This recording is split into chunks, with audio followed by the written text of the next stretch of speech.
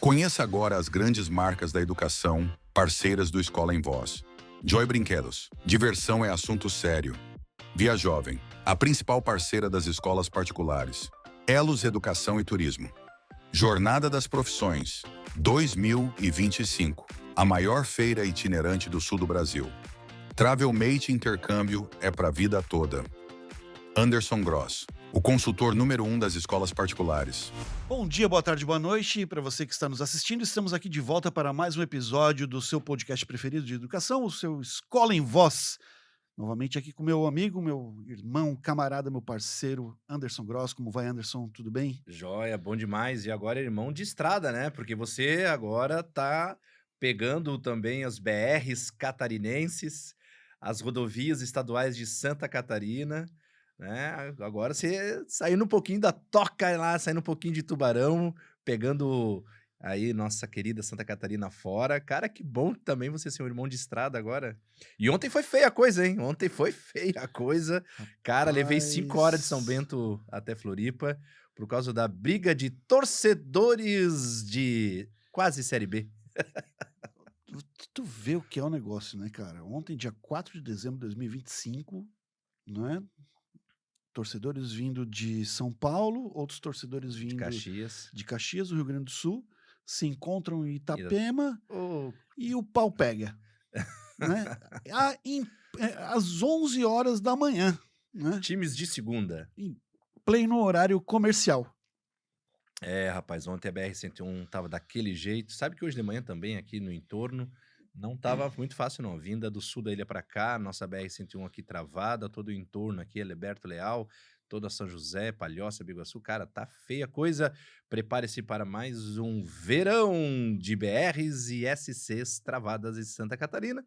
E nós que estamos na estrada, né, visitando os colégios, nossos amigos, parceiros, clientes, prospectando, né, parceiros, entregando serviços educacionais, queremos desejar a todos os, né, toda a comunidade escolar de Santa Catarina aí, né, um ótimo final de ano letivo. O pessoal está aí com as últimas viagens, né, segunda-feira, inclusive, tem escola indo Beto Carreiro, as últimas festas, né, as últimas entregas pedagógicas, também formaturas, e também, né, o último grande vestibular do sul do Brasil, que é o vestibular da Universidade Federal de Santa Catarina, na semana que estamos gravando aqui.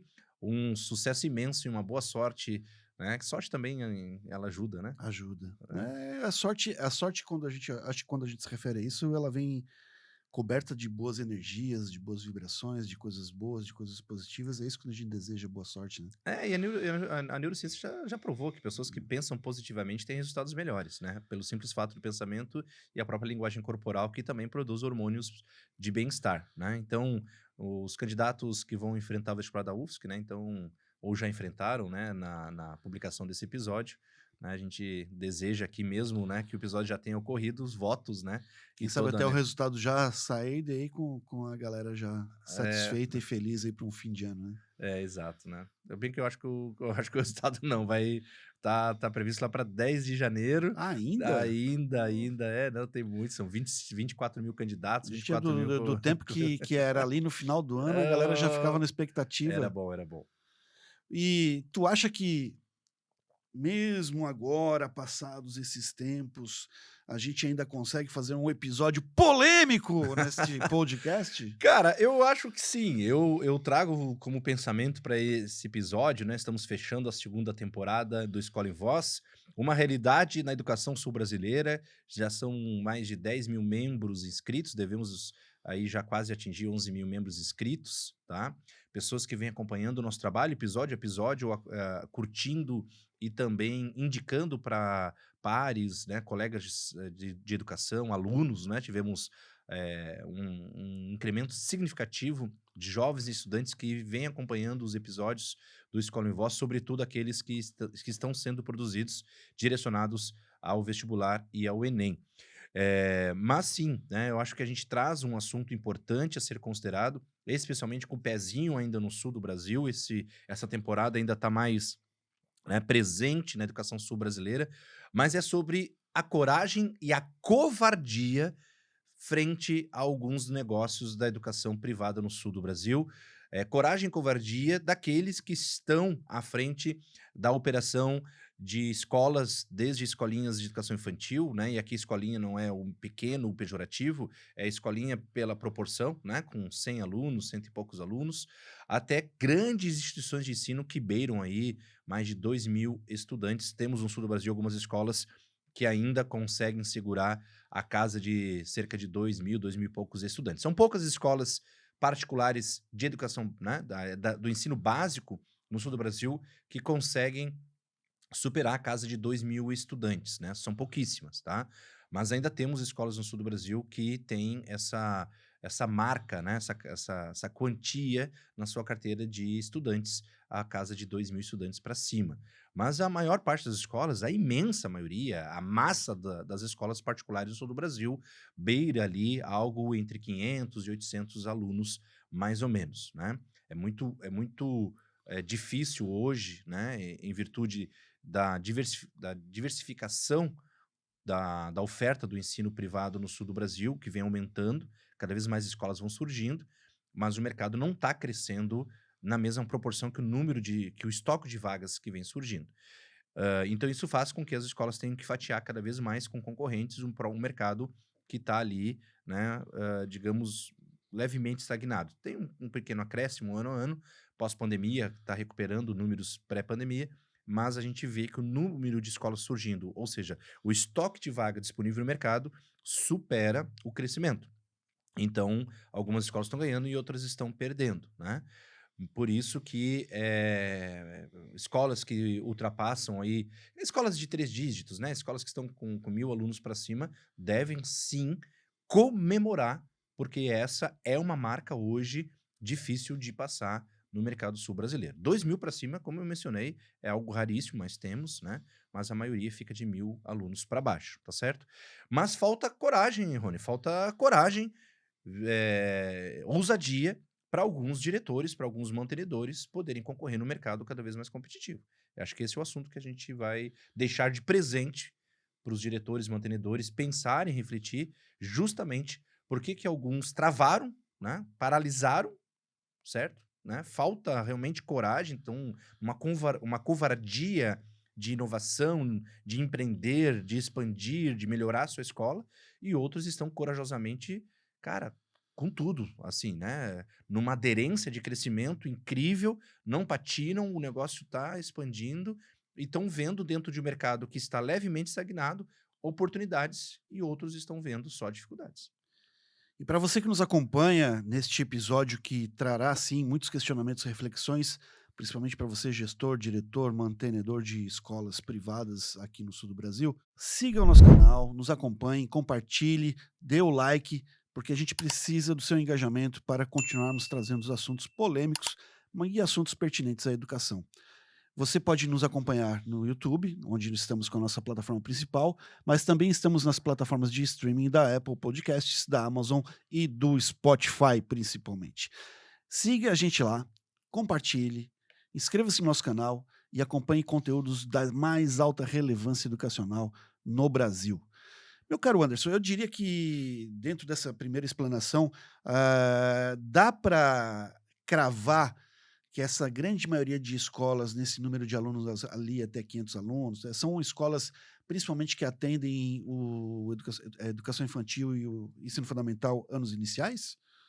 Na verdade, tem, né, de tudo, tá? Porque uma das coisas mais impressionantes que tem no Brasil é a diversidade. A diversidade cultural, a diversidade das questões regionais, a diversidade territorial, né? Nós temos uma diversidade de biomas no Brasil, o bioma brasileiro é extremamente rico, isso interfere na cultura até da própria geografia, do próprio comportamento, da maneira como as cidades foram se construindo em torno desses biomas. Então, o Brasil é um país continental e tem vários Brasis dentro do Brasil, né? Por isso que nós temos hoje mais de 40.000 escolas de educação básica no país, e é um dos mercados mais pulverizados do mundo, tá? Se não o mais, pela quantidade de escolas. Você tem países, por exemplo, que têm uma robusta malha educacional, como é o caso dos Estados Unidos, tanto no ensino privado, mas sobretudo mantido por congregações, né, mantenedores confessionais extremamente tradicionais no ambiente americano, como escolas públicas americanas de excelente qualidade também, que não perdem nada para as particulares, né? Que inclusive a estrutura, para quem não conhece, ao estar diante de uma arquitetura escolar, seja ela particular ou seja ela da rede pública de ensino dos Estados Unidos, seja de qual for o estado ou de qual for o município, você fica com dificuldades de reconhecer a diferença, né? Em outros países você tem outras realidades, tá?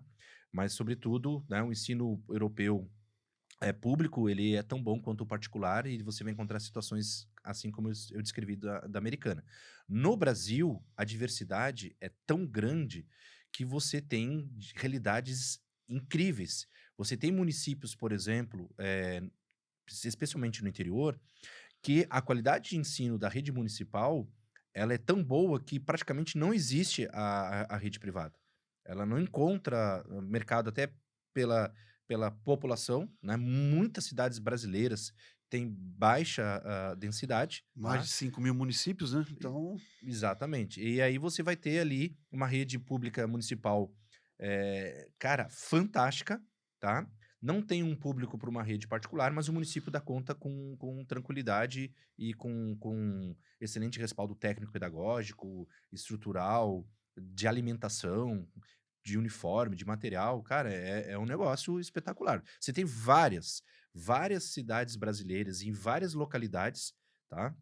Que são verdadeiras joias de ensino e de qualidade de educação, tá certo? Então você tem muito. Então, assim, não dá para cravar que as escolas com 500, 600 alunos são, na sua maioria, escolas com educação infantil e fundamental. Não. Você tem escolas também de ensino médio dentro dessa faixa de 500, 600 alunos. E muitas escolas particulares de ensino médio, por incrível que pareça, tem uma turma de cada. Tem um primeiro ano, um segundo e um terceirão, tá? E isso é cada vez mais comum. É cada vez mais comum. É mais comum você encontrar uma escola com uma turma de cada do que uma escola com 2, 3, 4 turmas. Conversando há pouco tempo com uma pessoa, que ela mencionou que ela, quando estudou, por exemplo, num colégio, um colégio dos mais tradicionais de Santa Catarina, aqui na nossa localidade, que ela era do oitavo G, oitavo, deixa eu ver, A, B, C, D, E, F, G, né? Ela era do oitavo G, né? Ela disse, Anderson, é uma coisa absurda. Inclusive, lembrei, ela é professora de uma escola e nós estávamos conversando sobre o fracionamento do mercado. E ela disse assim, poxa, quando eu estudei nessa escola, a minha turma do oitavo ano, não tinha o nono na época, né? O oitavo era o último, era o oitavo G. Né? E hoje o marido dela, inclusive, atua na escola e eles têm agora 4, né? Tem até o oitavo D. Ou seja, essa escola perdeu 50% dos seus oitavos anos, que atualmente agora é o nono, né? Então, olha o fracionamento, né? Então, escolas que tinham 3, 4 mil alunos em algumas décadas passadas, hoje não conseguem performar com mais de 2 mil alunos. Escolas com estrutura para ter 5 mil alunos, né? Então, é um fracionamento, é uma pulverização que faz com que a gente encontre realidades distintas. Mas uma escola de 500 ou 600 alunos, ou talvez até um pouco menos, não significa que ela é uma escola pequena do ponto de vista pedagógico. Ela pode ter até uma grandeza pedagógica, uma grandeza de entrega de qualidade, de interação com a comunidade escolar, de relacionamento com os professores, de senso de pertencimento dos professores, qualidade de ensino junto aos estudantes, que pode superar a escola de 2 mil alunos. eu até traria esse questionamento, porque é uma escola que tem essa pujança de ter aí, né, até o G do oitavo ano e perder praticamente 50%, realmente pode ter um sentido numa pulverização de mercado, mas ao mesmo tempo que tem esse sentido de pulverização, a própria escola ela tem que estar atenta a esse tipo de movimento do mercado educacional e traçar as suas próprias estratégias para que ela não tenha uma perda tão significativa, porque perder 50% dos alunos é algo realmente que salta aos olhos, né? É uma perda de receita muito grande, principalmente no mercado privado. E aí tem. Cara, eu tô há 25 anos na estrada, tá? São mais de 200 escolas, tanto privadas ou públicas, que eu tive a oportunidade de presencialmente estar lá, como consultor, como palestrante, com feira de profissões, você conhece todos os trabalhos. E a tua experiência é similar à minha, tá? Vamos lá.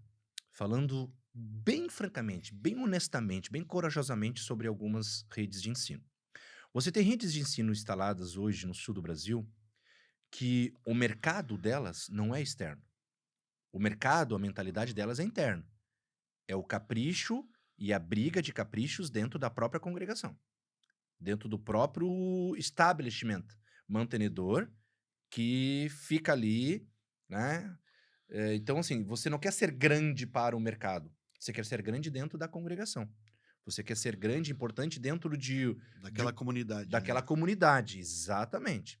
E que muitas vezes é uma comunidade grandiosa, uma comunidade substancial, certo? Que existem políticas internas, guerras internas, competidores internos, linhas de pensamentos internas, diferentes, concorrenciais internamente brigando pelo poder e pela direção de um caixa robusto, tá? Eu tive a oportunidade de ter aos meus olhos ali caixas de 20 milhões. Hoje nós temos escolas em Santa Catarina que tem no seu caixa 20 milhões. Escolas que tem em Santa Catarina. Em Santa Catarina, 40 milhões em caixa. 40 milhões. Isso é muito dinheiro. Tá lá, certo? 40 milhões, só para a gente pegar um exemplo, se a escola tiver um bom financeiro, tiver um ótimo financeiro, um financeiro moderno, estratégico, essa escola pode acrescentar simplesmente em um ano de aplicação mais 4 milhões, se souber usar o recurso. E se ela conseguir fazer isso em 5 anos, que passa voando, que é o período pós-pandemia que nós estamos tendo agora, se a gente pegar o recorte pós-pandêmico e o atual ano que nós estamos, daí 4, 5 anos. Se esse colégio tiver um financeiro estratégico que entende realmente, né, do sistema monetário, do sistema econômico, do sistema financeiro, que consegue fazer as aplicações, consegue diversificar isso, ele acrescenta mais 20 milhões em 5 anos dentro do seu caixa. Tanto é que tem uma escola do Vale do Itajaí que foi construída ali no período pré-pandemia, inaugurou na pandemia, que a especulação de mercado fala numa estrutura de 50 milhões, que foi colocado assim, e o colégio nasceu do nada, como nasce hoje um Forte, uma van, entende? Uhum. Então, o que acontece? Existem instituições que a briga de poder interna, por esse caixa, por esse poder que rege, né, os costumes, etc e tal, é um verdadeiro atraso para determinadas redes de ensino. Porque daí você perde um tempo precioso para os caprichos internos, para ver quem tem mais poder, quem é que se torna o próximo diretor, quem é que manda nisso, quem é que manda naquilo, quem é que fica com cada pedacinho, às vezes de estruturas monstruosas, donos de áreas imensas e de outras atividades correlatas, outras áreas correlatas, e etc e tal, e que não consegue fazer uma competição externa verdadeiramente de mercado. E aí o que acontece? Vai murchando o volume de alunos, vai desnutrindo a escola. Por quê? Essa briga interna, ela vai corroendo a própria competência institucional. Porque se nós estamos brigando internamente, nós não estamos unidos para brigar externamente. Nós estamos enfraquecendo internamente. Enquanto que o mercado externo alguém está crescendo. Alguém levou essas 4 turmas. Certo? Ou, né, alguéms, né? Desculpa aqui a expressão no plural. Alguéms levaram essas 4 turmas, cara. Né? Então, isso é um prejuízo.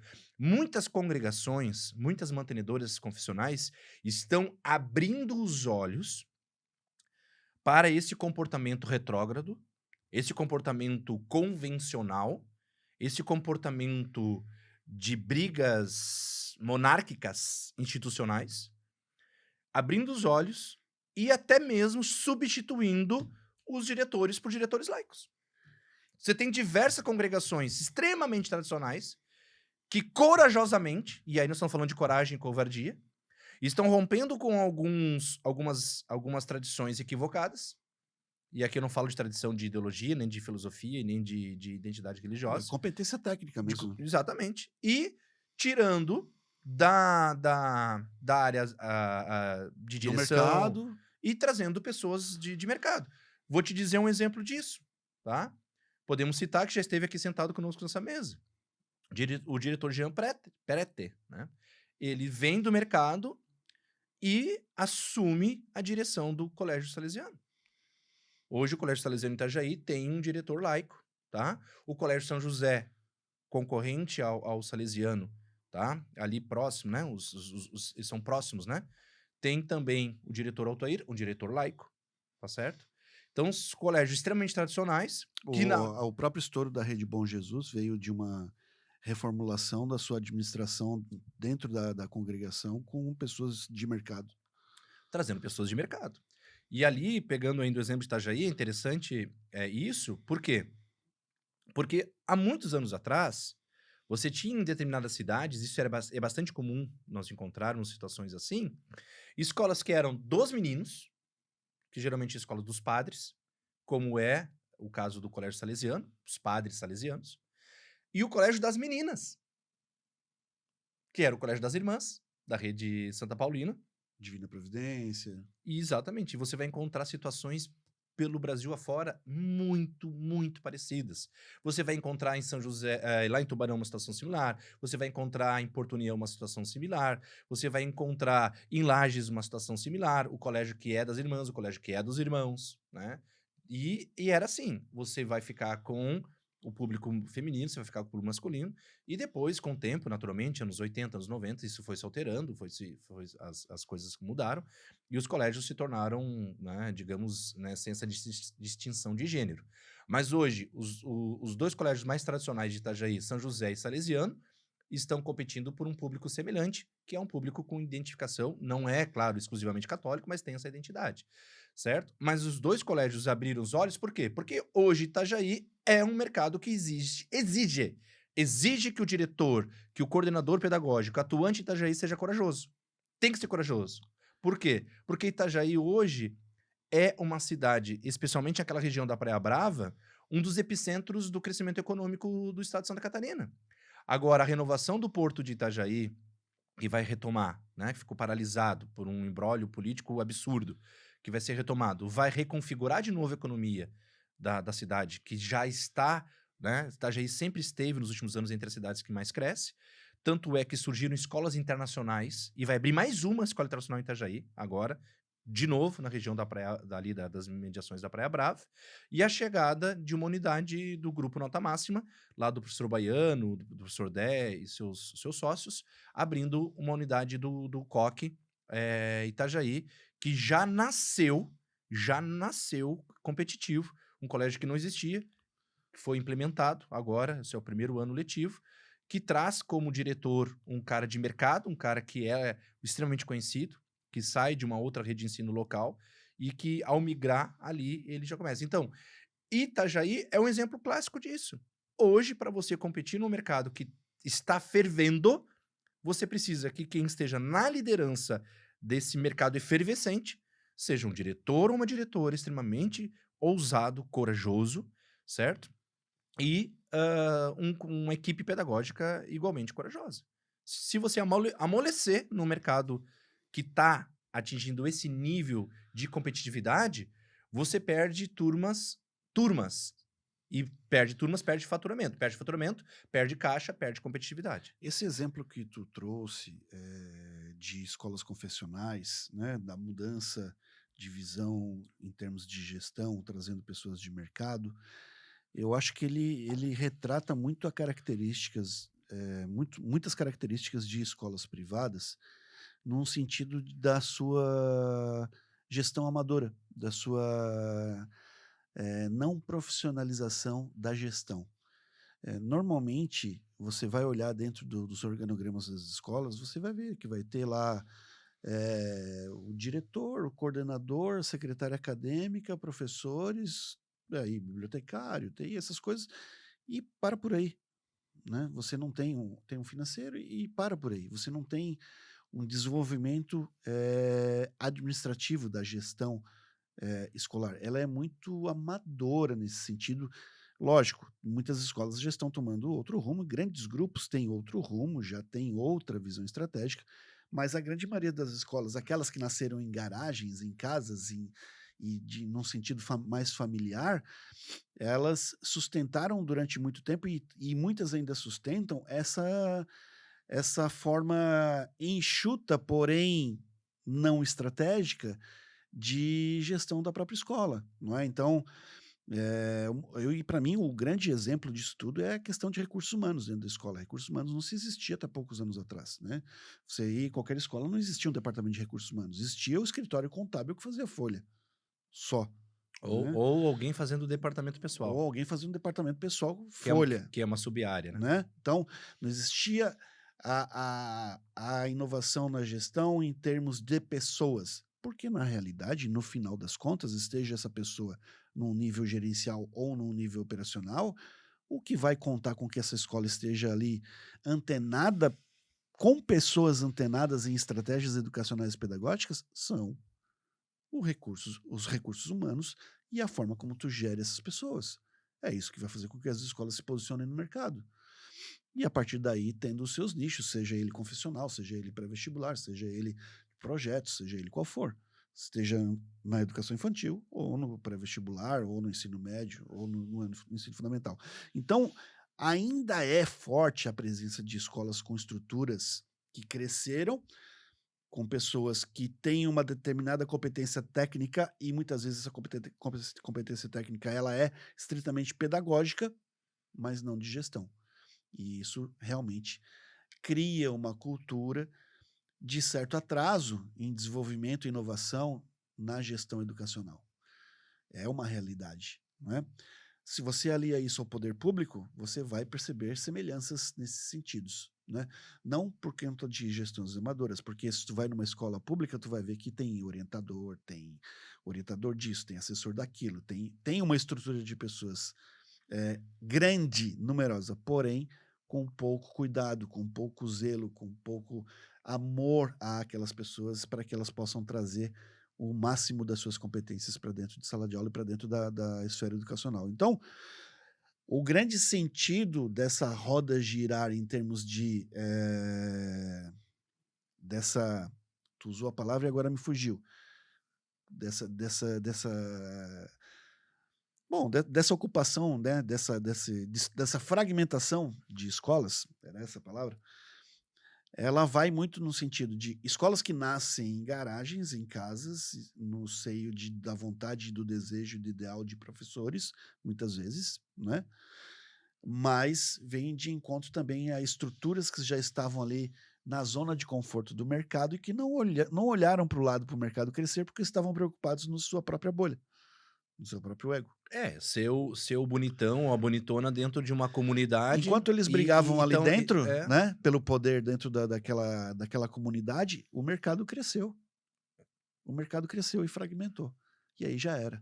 Aí, aquilo que muitos saudosistas da academia acham que não se deve misturar, né, a academia e o mercado, encontra e bate de frente um com o outro por conta de um descuido e por conta de uma mentalidade uma vencida. mentalidade vencida. É isso aí.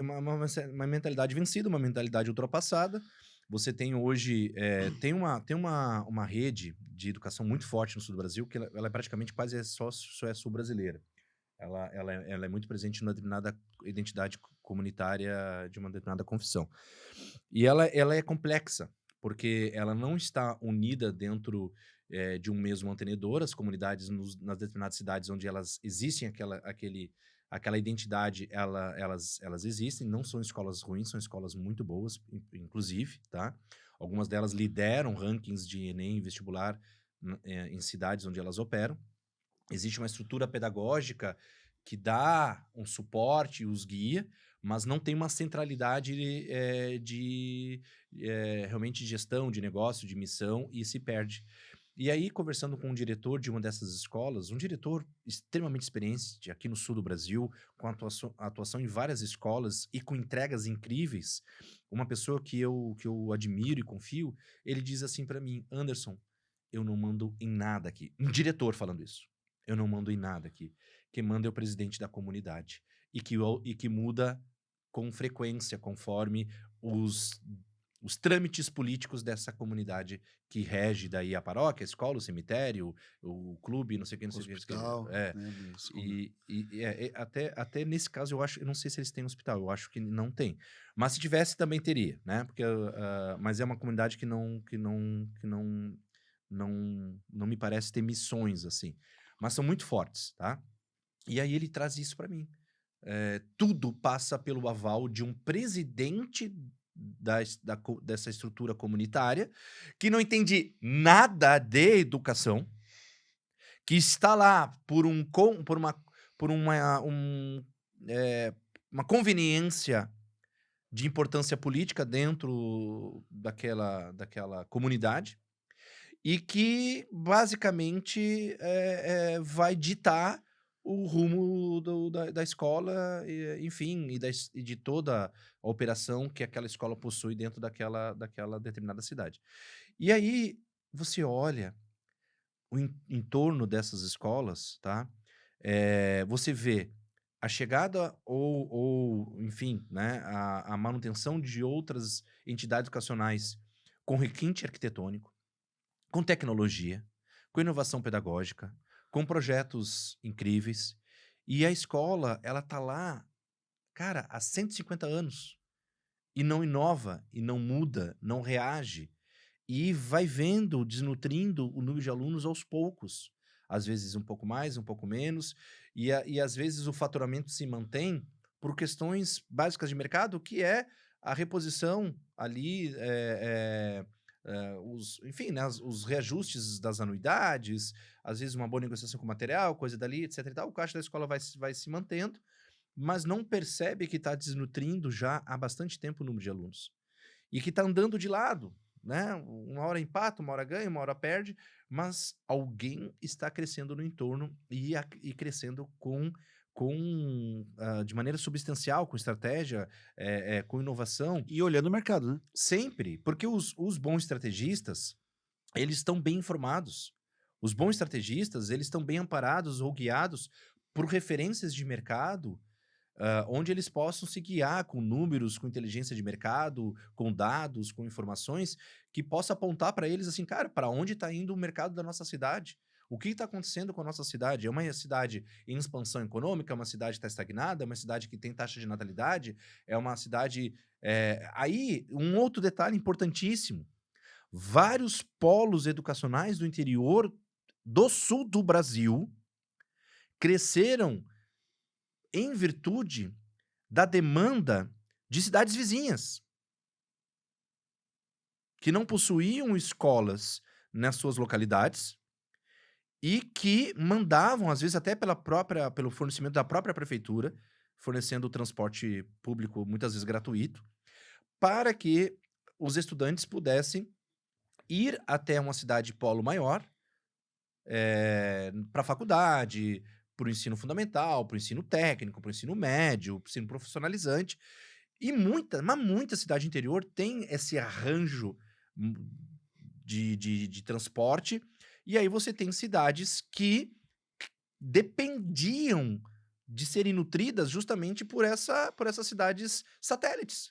Você tem exemplos assim em Araranguá, em Criciúma, em Tubarão. Você tem exemplos assim em Rio do Sul, você tem exemplos assim em Chapecó, em Joaçaba, em São Bento, em Jaraguá. Diversas cidades menores que não têm. Às vezes tem uma escolinha, uma educação infantil, alguma coisa, mas parte para o Fundo 2 e para o médio mesmo, às vezes não tem, a não ser a do Estado, né? Que provavelmente vai estar lá presente. Todo município provavelmente tem uma escola do Estado de ensino médio. Aí o que acontece? Essas cidades satélites também cresceram. Essas cidades satélites também se desenvolveram. Por que não foi a tua escola que abriu lá? Abriu uma primeira operação, já pensando num sistema de expansão sustentável, pegando já um terreno que muitas vezes é muito mais barato do que na cidade polo. Isso em menor proporção acontece nas grandes cidades, né? Que são as escolas de bairro nascendo com força e pujança. Que é o que está acontecendo com o sul da ilha. todo ano um colégio novo surge ali nas mediações do Campeche, do Morro das Pedras, do Ribeirão, todo ano. Não para de surgir colégio. Até pouco tempo atrás, o colégio, vamos dizer, âncora, né, da região ali, de muito tempo de existência, que foi a Escola da Fazenda da Carla, né, e de suas irmãs, né, hoje já também na mão dos filhos, né, a EFAS, né, como hoje é conhecida, a Escola da Fazenda, durante muito tempo quase que, né, dominou ali o sozinho. mercado, né, e depois o Estimularte na Costeira e o Nova Dimensão no Carianos, né, foram as escolas principais do sul da ilha, particulares, né. Hoje o Campeche deve ter por baixo 10 escolas. O Campeche, não estou citando já nem mais Ribeirão, que tem a escola lá, Lugar de Criança da Fernanda e da sua filha Alice, tá? E outras escolas surgindo. Só na Pequeno Príncipe hoje você tem 5 escolas. É verdade. Você tem ali o Engenho, você tem o Identidade. o Tempo Despertar, o Criança e Criança e mais uma escola Waldorf, tá ali. Ali do outro lado Só na Pequeno Príncipe tem 5 escolas. Aí ali do lado das Casas d'Água surgiu uma escola de uma escola de balneário, que é uma escola... Por que é a Avenida Pequeno Príncipe? Por causa de Saint-Exupéry, que Principal avenida do Campeche, gente. Saint-Exupéry. O bairro da Ilha de Florianópolis. O autor, né? O autor do Pequeno Príncipe, né? Literatura clássica, que trabalhava nos Correios. Correios franceses. Correios aéreos franceses, que com frequência fazia a rota para Buenos Aires. E um ponto de parada... Sabia dessa, Adri? Não sabia? Sim, um autor... Escuta essa história. O autor do Pequeno Príncipe, o Saint-Exupéry, piloto da companhia aérea francesa dos Correios, né? Escritor que trabalhava para os Correios. Cara, fantástico. E que fazia... Cara, imagina a coragem de atravessar o Atlântico, vindo da Europa e fazendo a rota até Buenos Aires. Cara, sem banheiro. Eu penso no banheiro. E aí, certa vez, ele desce na Avenida Pequeno Príncipe e tem um contato com a comunidade nativa, né, ali do Campeche da época, pescadores, e que não, claro, né, na época, pela pronúncia, e não conseguiam ali chamar de Saint-Exupéry, e aí passam a chamá-lo de Zé Perry. Zé Perry. E aí tá ali o Zé Perry. E a avenida que ele pousou o avião. Leva o nome do seu principal livro, né? E também tem ali a homenagem, né? Inclusive a área pertence à aeronáutica, tá? Justamente por ser o primeiro pouso, né, de avião na ilha. Então é patrimônio da aeronáutica por conta disso, né? Parabéns aí ao Campeche. Vale essa menção, né? Vale, sem dúvida, sem dúvida. E agora se tornou um polo educacional, né? Nós temos ali 5 escolas só naquela região, né? Mas isso é uma prova, né? Hoje o sul da ilha, ele já é autossuficiente do campo da educação, tá? Engraçado que esse movimento no norte da ilha parece não ter sido na mesma velocidade, né? Não, o norte da ilha, em número de escolas, em relação ao sul da ilha, está estagnado, né? Você tem uma escola naquela direção lá do Rio Vermelho, que eu sempre esqueço o nome daquela escola, mas que é a escola mais para dentro, assim, do Rio Vermelho. Já perto lá do Costão, não é? Isso, para lá. Eu não consigo lembrar o nome da escola. Depois você tem ali o Santa Terezinha, os ingleses que possuem um bom número de alunos, né? Você tem ali do outro lado o Universo, também uma escola que vem crescendo, e agora os mantenedores adquiriram uma nova escola também em São José, que é o Bliss, se eu não me engano. Aí você tem Canasvieiras, está estagnado, né? Não surge nada. Tem ali o Colégio ali Atitude. Próximo tem a Dinâmica, né? Aí tem o Dinâmica, tem o Magia do Saber, que é a escola que vem crescendo lá da Ana Cláudia e do Silvio, tá? Depois tem o Vila Olímpia em Jurerê. Comunidade da Dinâmica ali também. Comunidade da Dinâmica. E aí o Cruz e Souza ali... Já mais próximo. Ali junto ao Unicesusk, né? Mas o norte da ilha deu uma segurada. O sul da ilha hoje tem a unidade praticamente integral, né? O ensino bilíngue do Dinâmica, que é o Dinâmica Leste. Ali próximo, quase em frente àquela igreja de pedra, sabe? Sim. Do Rio Tavares. Sim. Aí ali tem... Bem próximo ao morro lá já. Né? Ficou uma unidade muito bonita ali. Tem essas 5 escolas do Pequeno Príncipe, tem a EFAS, tem o colégio do Campeche, O tá? Identidade. Daí eu já Tem o Colégio da Lagoa, que acho que dá pra botar junto aí nesse... Que é ali tem Rio Tavares, Colégio da Lagoa, o Colégio da né? Lagoa Pro sempre lado de cá. pegou. Mas, e assim, não para de surgir, Tem né? um Aloha, Aloha, tem que também, não é uma escola de surf. não, tem também agora essa Life School, né? Life School, Que é uma escola ali. cristã. Essa é a cristã. Ela começa como uma escola cristã, mas o antigo mantenedor passa para esse mantenedor de balneário, né? Mas mostra, né, claramente que o sul da ilha realmente tá num mercado efervescente. Mas outras regiões do Brasil, do sul do Brasil, né, passam por situações similares. Mas aí que está, né? Quem olha esse mercado e vê, né, isso tudo acontecendo, precisa ser extremamente corajoso, não dá para se acovardar. Você tem que fazer estudo de mercado e ver para onde está indo, em que direção está indo o crescimento do bairro ou da cidade, olhar o teu entorno, fazer pesquisa de mercado. Uma das primeiras ações, uma das primeiras atitudes que o Jean toma quando ele assume lá o Colégio Salesiano é pesquisa de mercado, com uma empresa de fora, uma empresa estruturada que faz economia, pesquisa de mercado de ponta. Né? Então, olha só a mentalidade de um diretor ousado, corajoso, inovador. E com Ele dinheiro vem- em caixa pra fazer isso, né? não, tem Porque uma pesquisa dessas não é barata. não é barato, né? Então, o que acontece? Ele vem de uma outra realidade, estava em outro estado, vem para Itajaí, que não é o né, a sua cidade de origem, e se insere numa realidade também de filosofia escolar que ele tem que aprender, certo? Mas para não navegar no escuro, Sim, de perfil cultural das pessoas, né?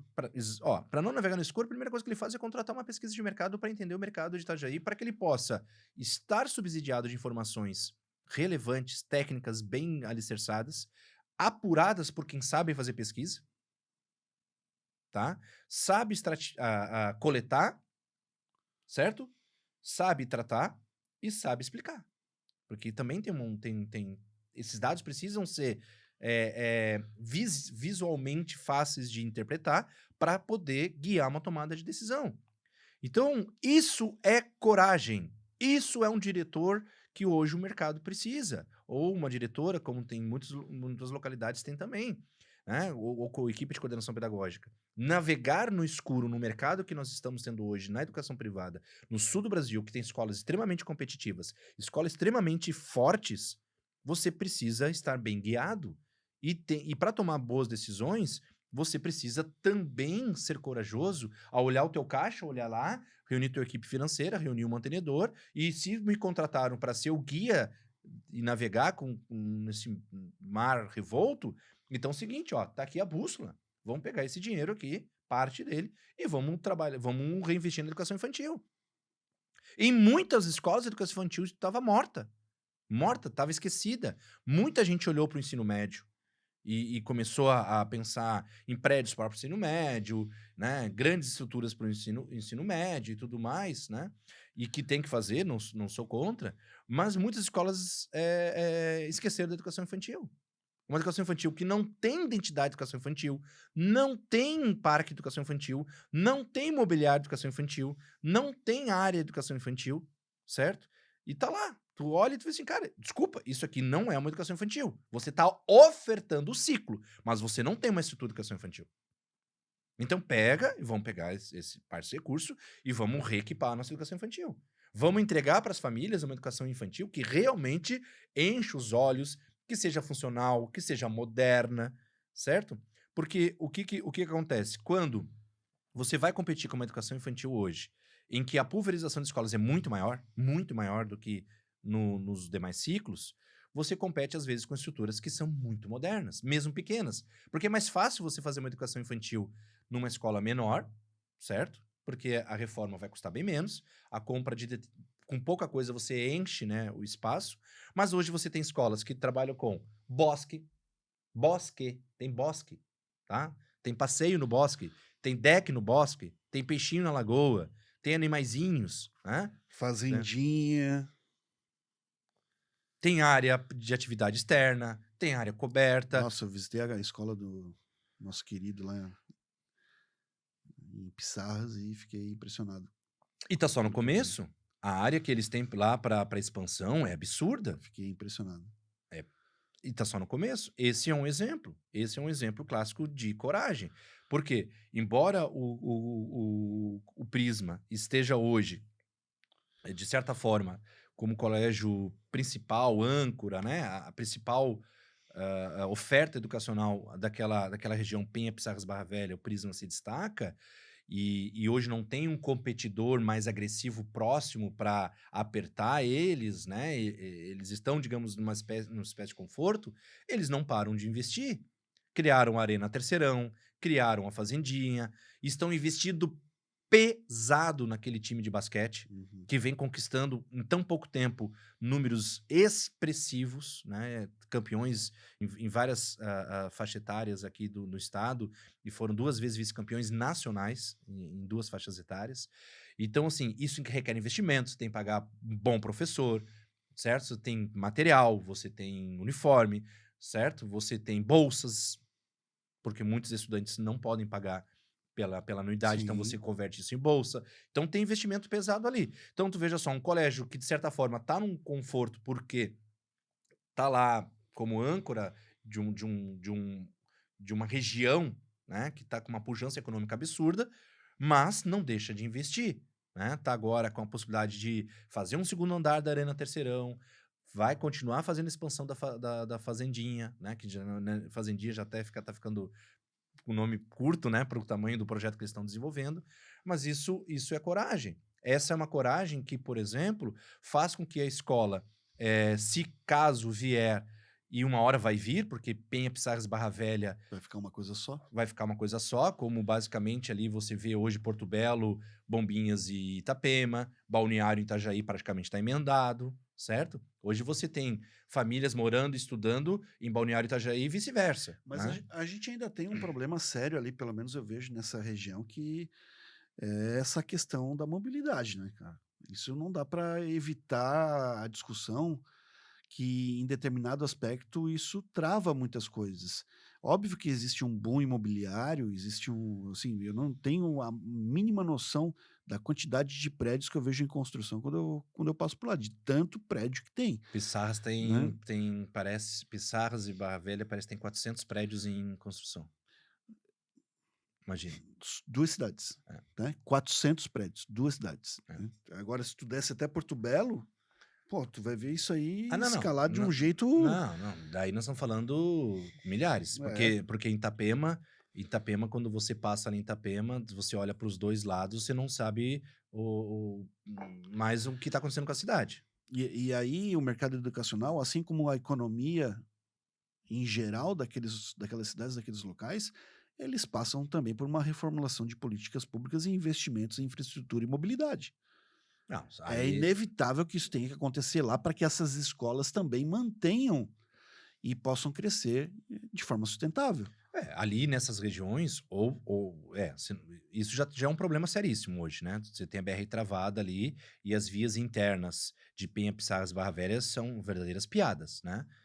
São ruas tradicionais, antigas, que não têm escoamento porque são ruas apertadas e que, por exemplo, se porventura um caminhão baú for fazer uma entrega numa dessas ruas ali, ele trava a rua, para ter uma ideia. Não estou nem falando carreta, né, muito menos ônibus escolar.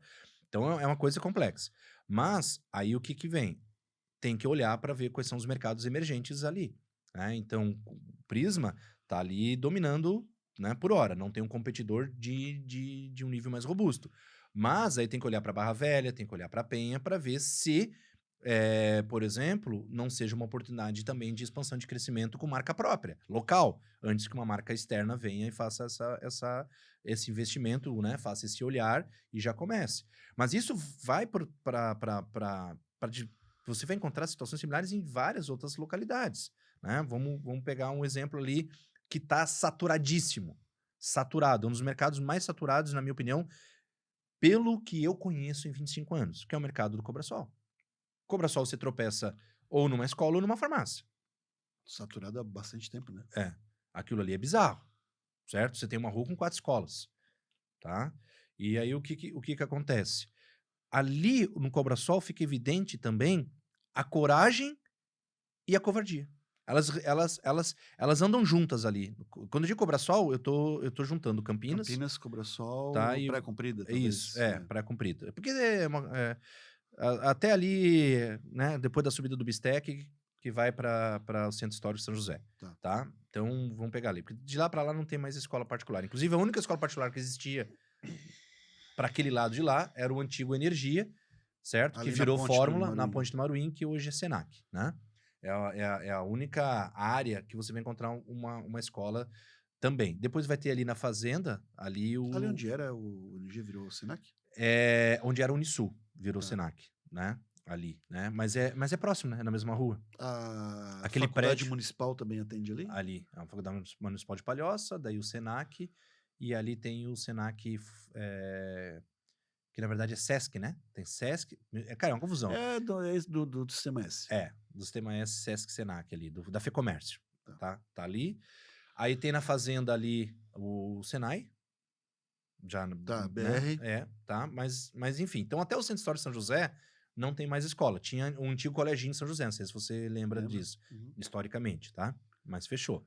Então o que acontece? Essa região Praia Comprida, Cobrasol e Campinas, o Cobrasol vai ser a nossa menção aqui a toda aquela conversão de bairros, ali o mercado está extremamente saturado. Mas você consegue visualizar perfeitamente mantenedores tradicionais que existem há mais de 30 anos ali, alguns corajosos e outros covardes. Covardia paralisante, inclusive. Aí você tem lá o MOVE, né, sob direção do Pedro Paulo e sob coordenação pedagógica do Marcos Cúnico, o colégio se restilizou completamente. O colégio tá lindo. O colégio tá lindo não só por fora, tá lindo por dentro, tem entrega pedagógica, tem inovação, remodelou a área de educação infantil, certo? A área de convivência, cantina, espaços de convivência dos estudantes, com lazer, áreas de jogo, decks, etc. e tal, é um negócio incrível, tá? Ficou belíssimo o colégio. E um colégio que fez um investimento robusto no mercado que está praticamente paralisado, praticamente estagnado, saturado. Coragem. O Dom Jaime, que recentemente fez a construção de um prédio novo, ali antes da pandemia, certo? Pouco antes, agora vai construir um prédio completamente do zero. Vai subir ali a partir de onde fica o Dom Musical e vai vir com uma educação infantil completamente remodelada. Cara, é um investimento milionário, multimilionário ali, tá? Porque vai vir com força, vai mudar inclusive o projeto de quadra. Cara, o colégio corajoso, no mercado saturado, estagnado, tá certo? A diretora Juliana, da família do seu Hélio ali, a equipe, né, a pedagógica extremamente forte na condição da professora Marisa, da coordenadora Marisa Goulart, e toda aquela equipe de professores que se mantém, né, ali no Dom Jaime, mas é um mercado, de novo, saturado. E eles corajosamente vão fazer o quê? Vão praticamente dobrar a área construída da escola, lançando na Rua Coesa ali uma nova experiência, vamos dizer assim, porque o colégio já tem entrada na rua de trás, já tem entrada lateral, e agora vai vir com uma nova, praticamente, né, cercando meia quadra. E aí que eu digo, cara, olha como tem gente corajosa no bairro, tá? E gente covarde. Porque uma outra escola que é de natureza semelhante, de período semelhante, praticamente paralisada. Não cresce, perde alunos, não inova, e tá perdendo competitividade. Mas e tem um outro exemplo aí nesse bairro que é uma escola que era. Dá para dizer que era familiar e que foi vendida por um grupo grande, que é o Elite, que pegou ali o Visão. E agora se chama Alfa, né? E Alfa agora se com chama F. Alfa. Tem 2 Alfa ali. E tu não vê ali ali parece que o negócio não anda. Eu não sei nas unidades de Coqueiros e Pedra Branca, mas no Cobrasol tu não vê evolução daquilo ali. É porque o bairro, de certa forma, E aí tu vê, em oferta né, de um grupo com dinheiro que poderia. Então, se tu olhar a oferta de estoque, ela é grande para o bairro. O bairro está remodelando, você percebe que o bairro está adquirindo ele tá se remodelando também. Hoje você já tem ali um centro gastronômico que já está se consolidando, você tem novos lançamentos imobiliários, então o próprio Cobrasol, ele tá se rejuvenescendo, vamos dizer dessa forma. Então isso pode ser interessante porque o bairro possa se tornar mais competitivo. E quando você pega, por exemplo, o caso ali do Cobrasol, que sempre foi um bairro que atraiu, né, que sempre trouxe, até pelo seu centro ali de lojas, gastronômico, né, enfim, também prédios de escritórios comerciais, imobiliários. Tem vários centros comerciais do Cobrasol. O Cobrasol é um dos bairros que mais tem um centro comercial. O famoso Camelão, né? Então, é um bairro que tá mais em Campinas, né? Mas aí tô emendando, Ali é tá? uma coisa É, só, né? Não dá pra mas enfim. desvincular. Mas assim, ó, então sempre trouxe, por exemplo, alunos até do centro de Palhoça, da Ponte, do Centro Histórico São José e de Forquilinhas. Forquilinhas, hoje, se tu fizer um recorte, cara, Forquilinhas é uma cidade própria dentro da Grande Florianópolis. Ela é uma cidade praticamente dependente. Hoje você tem ali escolas, certo? Você tem um comércio pujante, você tem bairros, condomínios residenciais surgindo, até lá quase encostando na alça de contorno. E Forquilinhas sempre foi um berço nutritivo de alunos para o Cobrasol. E agora já não é mais. Por quê? Porque você, de novo, aí você tem ali duas escolas que tiveram uma ação corajosa e fizeram investimentos.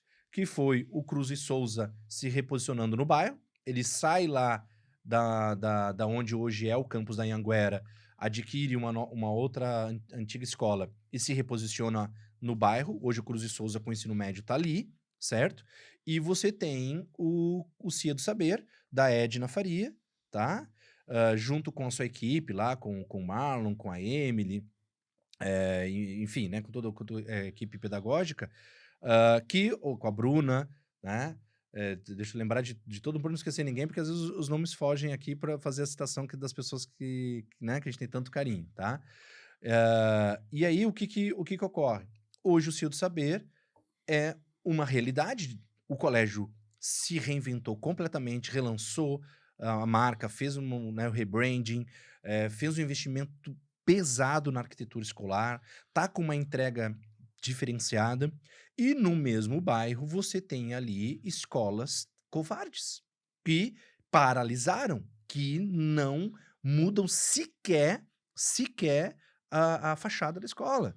E Forquilinhas é um exemplo disso, de escolas que conseguiram se tornarem âncoras ali e afetou o Cobrasol, tá? Então, hoje, essa região do Cobrasol, ela não tem mais tanta, digamos, né, não consegue trazer mais tanto aluno de fora, Captação de alunos de outros bairros. porque outros bairros também Mas tiveram escolas que e cresceram. ainda assim continuam crescendo escolas ali, né? Tu citou o MOVE com toda a sua reestruturação e isso traz resultados para a escola com a mais absoluta certeza e foi um trabalho belíssimo do Pedro, do Marcos lá, né? O Dom Jaime, que sempre esteve presente no bairro, uma escola mais tradicional, né? Acredito que a mais antiga de todas ali, não sei. Não quero chutar, mas é uma das mais antigas no bairro. E tanto que ela, no início, ela concorria com Elisa Andreoli. Ali, eu lembro a época. Pô, a gente é velha, mas tudo bem. Então, uma escola que também cresce, né? O antigo liderança, que hoje é Colégio Cubo, e quanto liderança havia uma certa estagnação, bem estagnado, e até queda no número de alunos. Sim. E a partir dessa mudança lá estrutural, ela também começa a crescer, né? Se reinventando ali estruturalmente, fisicamente e tal. Né? Até porque assim, ó, o Cubo, né? Que é uma operação ali do Erivaldo, um cara que tem experiência de mercado. Né? Já faz o lançamento de uma marca com uma marca num brand muito bem feito, muito bem desenhado. Já vem com uma paleta de cores moderna. Já entrega uma experiência escolar que dá uma mexida no bairro. Né? Pega um cantinho do bairro interessante lá. Tá? E curiosamente na frente tem outra escola. Né? E o que acontece? Como que, por exemplo, né, um colégio que surge do nada num bairro saturado consegue em pouco tempo triplicar o seu número de alunos, né? Então, assim, isso mostra que tem oportunidades, mas é para quem é corajoso. Quem está se acovardando, quem está estagnando, quem está paralisando, vai ficar para trás, né? Hoje o centro de Florianópolis tá numa situação, cara, que beira a loucura, né? Que também precisa de uma intervenção pública, né?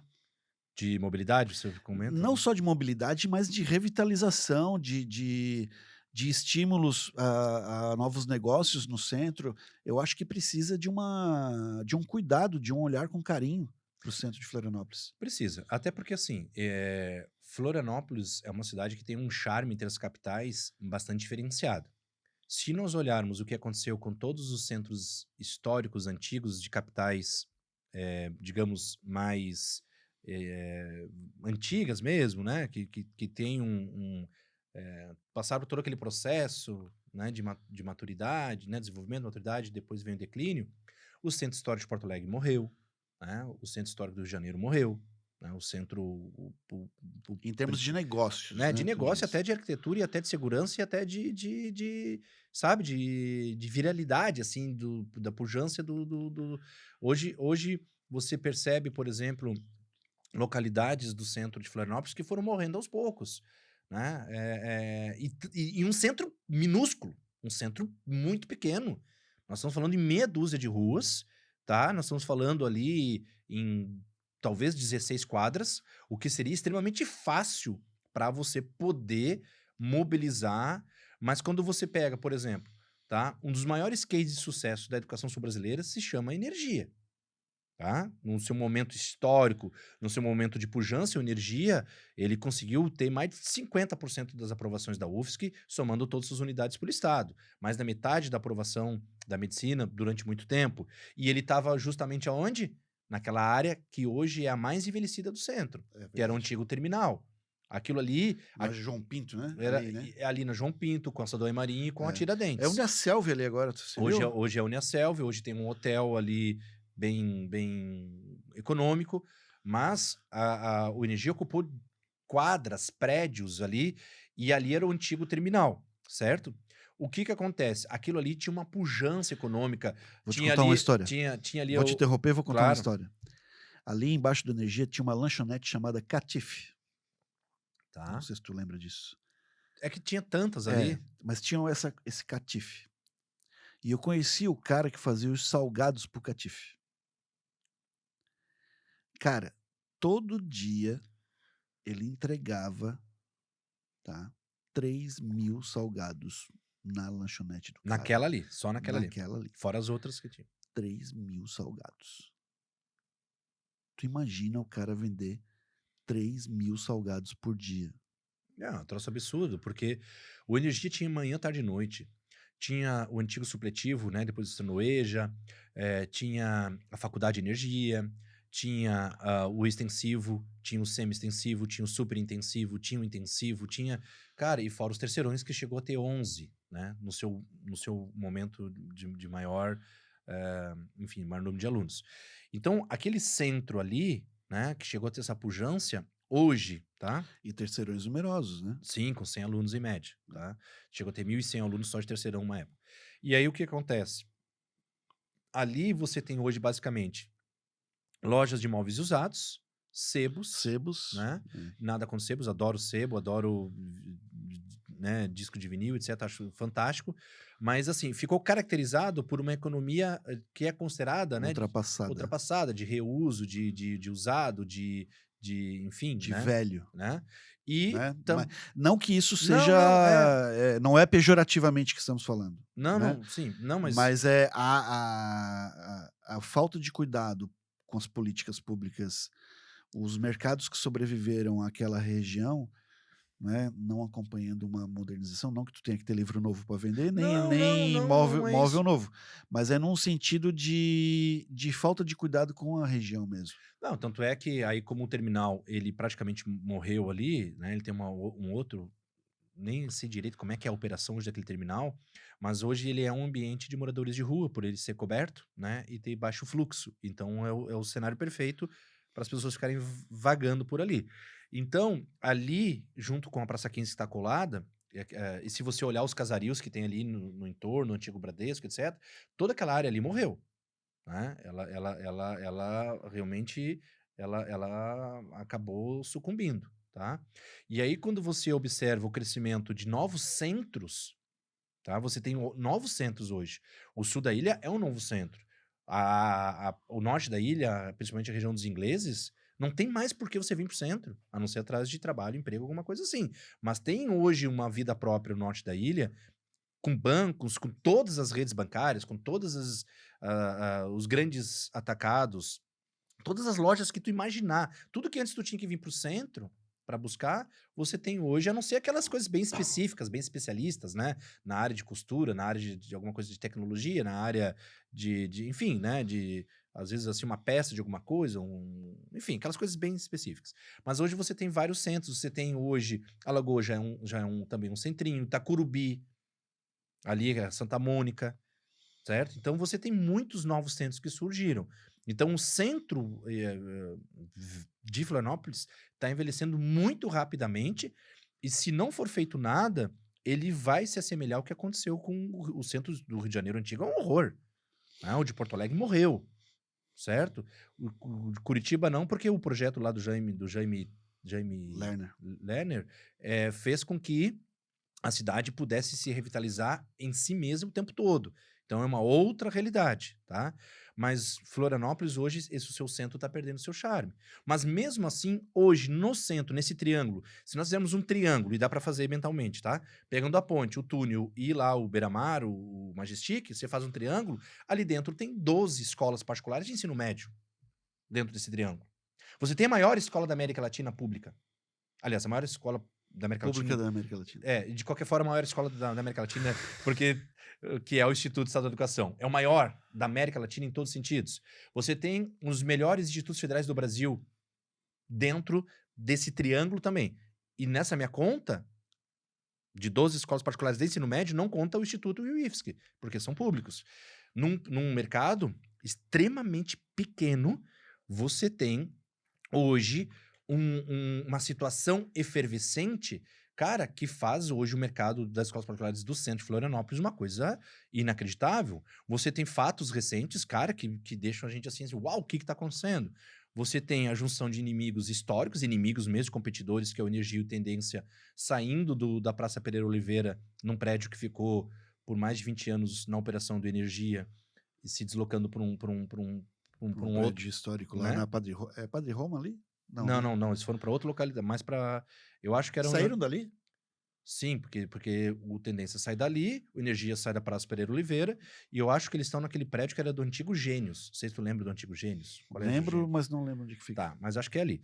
Mas enfim, aí você tem agora o AZ ocupando aquele prédio e lançando o ensino fundamental, tá? Num mercado que não vai atrair cliente para ensino fundamental, que isso fique bem claro. A estratégia do AZ ao lançar o ensino fundamental ali naquele prédio passa justamente na atração de estudantes do mercado já estabelecido, que é o do Adventista, do Bom Jesus, do Catarinense, do Santa Catarina, tá? Do Imaculada, que são as escolas que têm ensino fundamental dentro do ticket médio que o AZ pretende... Curiosamente, todas confessionais. Todas as que eu citei. Porque não tem escola não confessional com ensino fundamental ali, né? É verdade. Então... Aí, o que é, né? O que, um buraco no mercado. Exato. O AZ vem justamente para trazer uma oferta de ensino fundamental no mercado de ensino fundamental dominado por escolas de congregações, né? Enfim, das mais variadas. Aí o que acontece? Então o mercado do centro já vai ter um fracionamento de um mercado já estabelecido, tá? Que isso fique claro. O mercado de ensino médio do centro também passa a ficar mais inchado com o lançamento do ensino médio do método medicina, tá? Que vem com uma entrega que ainda tem que ser observada, que ainda é curiosa para ver como é que eles pretendem entregar algo tão específico, tá? Aí você tem a manutenção do crescimento do Gaia, que é um case de sucesso no centro, tá? Você tem a manutenção do crescimento e até agora com novos prédios do COC, tá? Que também consegue manter esse número de alunos, consegue manter num mercado que é difícil crescer, muito difícil crescer. Porque é só ensino médio, né? Ali no centro, Cara, nós temos 12 escolas de, É. de ensino médio ali no E- centro. E, sim, Tem. tu tens escolas, a E- maioria são escolas que vêm da educação infantil ou do ensino fundamental nos iniciais para o ensino médio. Elas têm todos os ciclos ali, né? Gaia, Coque, AZ, até então não tem Ó, isso. Não quem tem não, ensino fundamental. não, quem não tem, não é nutrido dentro de casa, tem que captar de fora, tá? O Fleming, o Método Medicina que agora entrou, o Gaia, o AZ, o Coque e o Energia precisam trazer de fora, tá? O Energia, bom, o Energia tinha fundamental, daí esse aqui eu tô com dúvida se Se manteve permanece. ali, tá? Aí você vai ter, tá? Catarinense, Imaculada, Adventista, Bom Jesus, Santa Catarina e Menino Jesus. Eu falei 12 escolas de ensino médio particulares, mas Mas o desculpa, Menino Jesus não não tem. tem, tá? Então são 12 escolas particulares no centro, uma não tem ensino médio, tá? Então o que que acontece? Fora o Instituto e fora o IFSC, né? Tá? Porque o IFSC, de certa forma, concorre com o ensino médio também. Por que, que o Ah, ensino. Porque, só para concluir, por que, que o IFSC concorre com o ensino médio dessas duas escolas? Porque é extremamente tradicional o aluno do nono ano dessas escolas fazer a prova do IFSC. Todos os alunos? Não, não todos. Mas em cada turma de nono ano do Imaculada, do Catarinense, do Menino Jesus, tem um tem percentual 5 que ou vai 6 fazer. alunos que vão fazer a prova do IFSC, que vão tentar entrar, fazer o ensino médio no IFSC, que é aquele ensino médio de 4 anos, porque tem o técnico junto. Ou seja, nesse caso, o IFSC passa a ser um competidor também porque ele briga pelo mesmo público, tá? Agora, o centro traz algumas situações ali interessantes, né? Um dos colégios mais tradicionais do centro tem o seu principal coordenador aposentando agora, tá? Tá aposentando. Um coordenador que tem na sua história muita credibilidade no mercado e ajudou a segurar diversos momentos difíceis da escola. Tá se aposentando. Quem que vai ocupar, né, essa função de um dos colégios mais importantes do centro, mais tradicionais, com agora a nova coordenação? Quem é que vem, né? Vem alguém para trazer novidade, para trazer inovação, para trazer um novo olhar, ou vem alguém com pensamento ainda antigo, baseado no velho centro, né? O que que vem? Como é que se estabelece? No mercado em que você tem Coque, Gaia e AZ vindo, né, com essa força, né? E você vê que tem força, porque o Gaia já não faz mais campanha de mídia externa quase, né? O Gaia hoje, basicamente, tem o seu estoque de vagas quase sempre completado, né? Em vez de investir fora, o Gaia investe dentro, com equipamentos, tem ali uma área de física, matemática, de maker impressionante. Ele seguiu essa linha mais de projetos, né? Projetos, tá? Aí você tem o Coque com, acho que hoje deve ter uns 3 prédios ali no centro, 3 ou 4, eu até perdi a conta já, tá? Mas tem ali por baixo uns 3 prédios, 3, né? tá? E mantém o seu estoque sempre fechado também, tá? Você tem o AZ com essa nova proposta, tá certo? Você tem o Fleming, que é uma marca, O Azei aí né? partindo para um segundo prédio, né? E o AZ não entrega o prédio da Vidal Ramos? Vai manter lá. Vai manter? Então o AZ passa a ter 2 operações, certo? O Gaia, 2 operações, porque o Gaia agora também tá na Rio Branco. O Coque com 3 operações. Aí você tem o Fleming ali, né? Com um prédio muito bom, com uma boa estrutura. Cara, o centro, hoje, para competir no ensino médio, tá? Fora, né, os tradicionais Imaculada, Santa Catarina, Bom Jesus e Adventista, tá? O Adventista do centro sempre tá com o seu estoque alto. Tem colégios ali que eu não sei se vão aguentar isso, tá? Então, ali mesmo no entorno da praça, ali da Praça dos Bombeiros, tem um colégio ali que eu acho que em 2 ou 3 anos vai fechar ensino médio. Não sei se aguenta. Não sei se aguenta essa nova composição de oferta de marcas e de propostas pedagógicas que o centro está vivendo, tá? Tudo é uma questão agora de observar. Agora, vai... Mas aí tu entrega o ouro, meu amigo. Hã? Aí tu entrega o ouro. Não entrego nada. Pô, tem 2 colégios ali. 3? Agora 4. Eu vou dizer que pode ter até 5, mas tudo bem. Vamos lá, seguindo então, né? Já falamos demais nesse episódio, hein? Já falamos Hora demais. de encerrar Hora ele. de encerrar. Eu deixo o seguinte, tá? Alguns pensamentos acerca do que está acontecendo com o mercado no sul do Brasil. Eu não falei de Porto Alegre, eu queria falar rapidamente sobre Porto Alegre, tá? Porto Alegre hoje vive uma situação extremamente que exige um certo cuidado, tá certo? Por quê? Nós temos um processo, né, de envelhecimento do centro de Porto Alegre, quase que abandonado, histórico, né? Você vê escolas tradicionais lá no centro de Porto Alegre, que você passa por lá em áreas imensas e, cara, chega a assustar, tá? O vazio que tá aquilo lá, com áreas inteiras fechadas, alas inteiras fechadas, blocos inteiros fechados, tá certo? Então, isso vale a pena como um olhar, né, para o nosso centro de Florianópolis. Mas olha que interessante está acontecendo em Porto Alegre. Porto Alegre tem um número de escolas impressionante. Escolas, basicamente. Porto Alegre é dominado por escolas confessionais das mais diversas mantenedoras religiosas do Brasil e com presença até mundial, tá? E existem em Porto Alegre. O que que aconteceu, né? A gente tem um mercado que passou por situações complexas. O estado do Rio Grande do Sul, tecnicamente, o estado do Rio Grande do Sul, estado, tá? Não, né? O governo do estado do Rio Grande do Sul está quebrado, isso já é há muito tempo, tá? Vem rolando suas dívidas e assim, Eu tem. acho que há décadas, né? Sim, há pelo menos 20 anos dá para se dizer que o estado do Rio Grande do Sul, enquanto né, governabilidade, está quebrado, é um estado falido, tá? Tem polos econômicos, claro, regionais e vida própria, né, que conseguem manter. Passou por aquela crise climática absurda das enchentes que devastaram várias regiões do estado e é um mercado muito sensível. Como há uma estagnação no mercado da educação privada, de ensino básico, o que que os colégios tradicionais de Porto Alegre, grandes colégios com donos de quadras inteiras, tá, estão fazendo? Estão começando a abrir educação infantil, coisa que eles não tinham.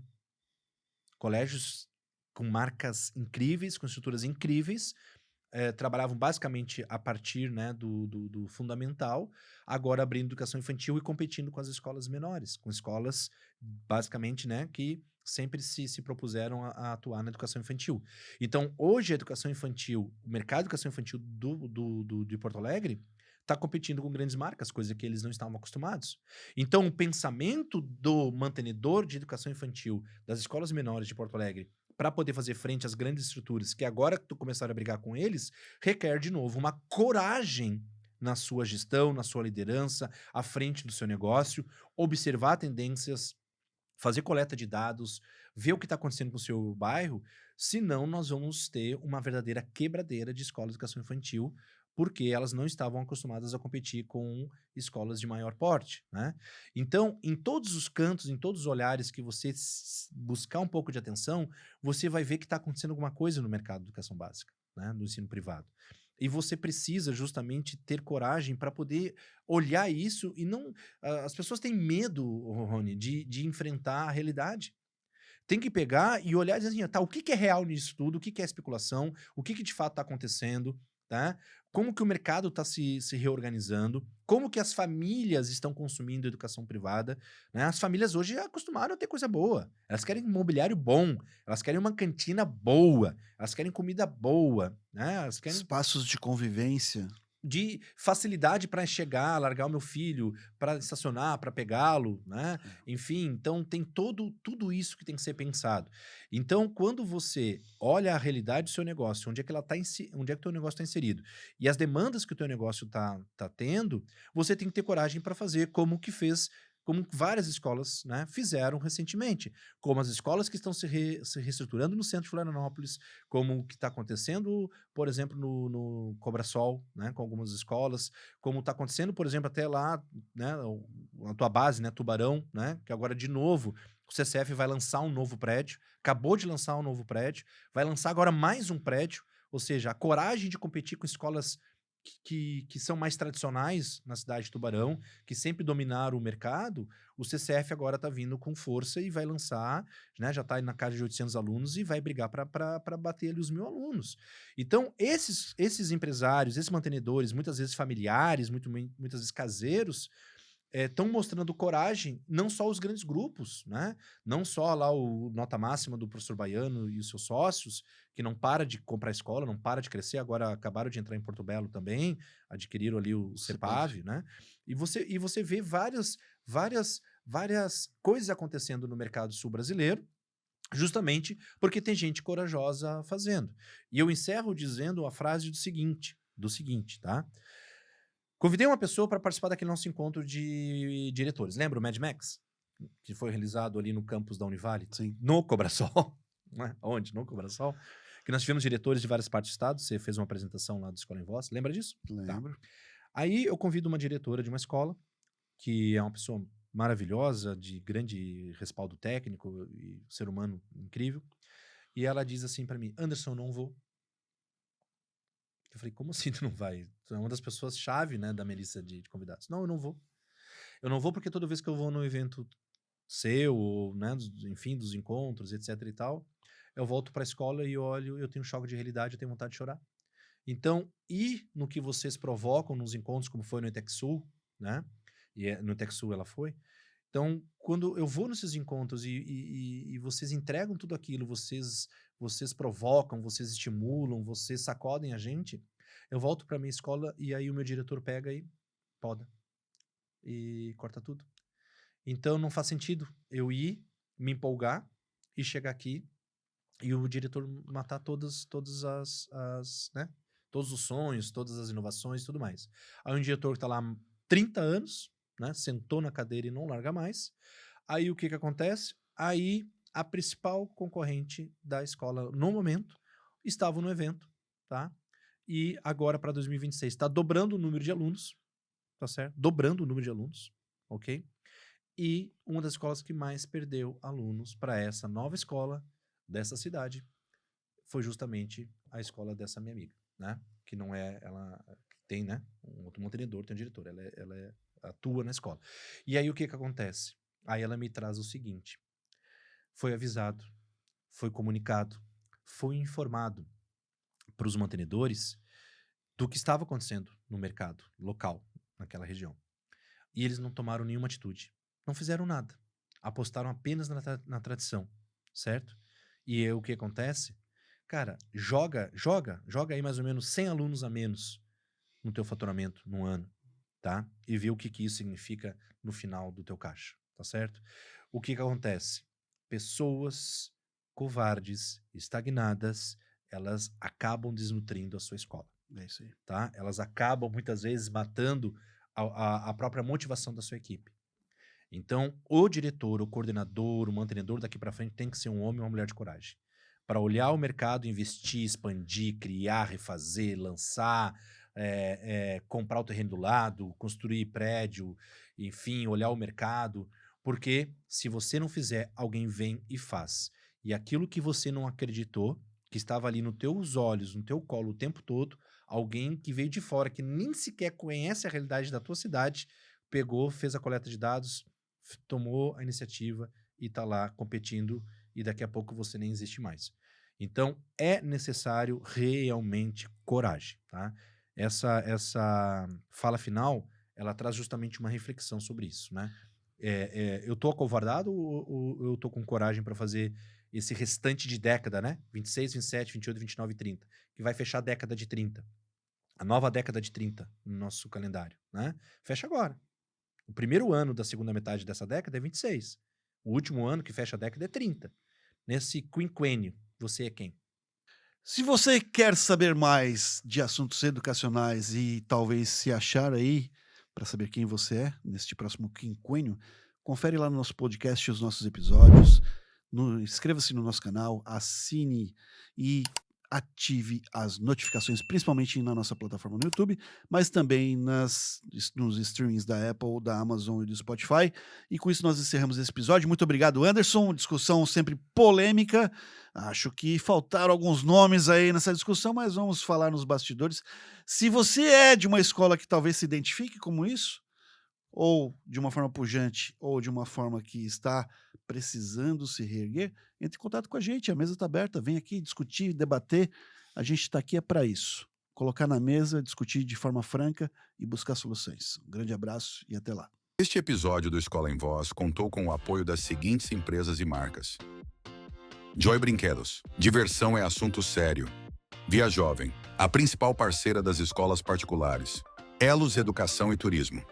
Jornada das Profissões 2025, a maior feira itinerante do sul do Brasil. Travelmate Intercâmbio é para a vida toda.